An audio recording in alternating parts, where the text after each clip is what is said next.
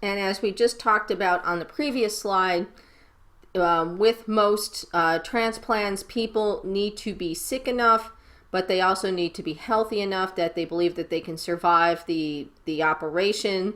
So, patient health, age, scarcity of donor organs, particularly in the pediatric. And I'll find a link to that case about the girl from this summer.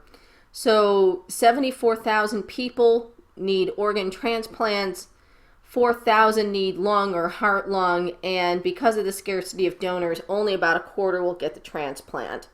So it was interesting that the parents really had to fight for this girl to get her lungs, and then she had a rejection, and they had to actually, I think they had to get another pair of lungs. But literally a judge had to intervene and say that she could be considered for adult lungs, because typically kids only get pediatric lungs, and obviously there are far fewer pediatric donors than there are adult donors. Probably far too fewer donors overall. So single versus bilateral lung transplants, older adults, single lungs, pulmonary fibrosis. We talked about that in the previous class, or people who have emphysema, or they've had pulmonary hypertension. And pulmonary hypertension can also develop due to things like untreated congenital heart disease. So it can happen through other mechanisms as well. But cystic fibrosis, they are going to need to have both lungs transplanted because of their disease. Another type of disease, again, bronchiectasis, widening and scarring of airways, similar to pulmonary fibrosis. So both procedures affect the circulation, and obviously when they cut the lungs out, you do get a denervation. So their nerves and their breathing responses, their heart rate responses are not going to be the same as what they were before surgery. And of course, complications, tons of complications following transplant. So still they can have problems with the mucus clearance. We talked about the denervation. Lower respiratory rate, that's also part of the denervation. They can still have abnormal pulmonary functions. Anemia as a result of the rejection medication.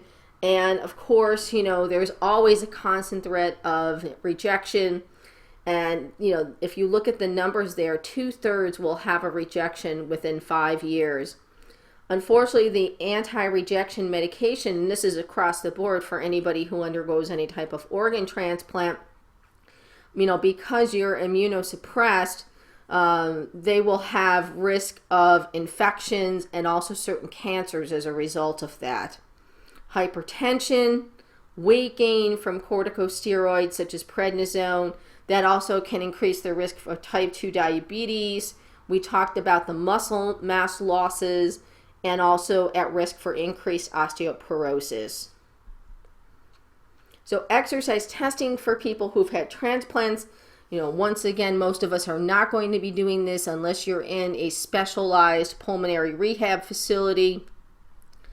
Pre and post-op cycle or treadmill with the pulmonary function pre and post exercise, ECG monitoring, blood pressure monitoring, or they may be doing the 6-minute walk test, looking at strength. They're going to be extremely deconditioned before they go into their surgery. So we want to try to build up their strength and endurance back up, and of course to counteract the negative effects of the medications like prednisone. Flexibility due to scarring. You don't even really think about that they may lose range of motion in their upper body because of where they're going to have scarring. They could have balance problems, and of course we want to be sure that they're up on their occupational and activities of daily living. So overall, be aware of the different combinations of asthma, that they're very common. People with asthma can exercise train. They just have to be very cautious, what type of exercise they're involved in, what type of environment they're going to exercise in, and that they have their rescue inhaler with them. It's just so extremely important.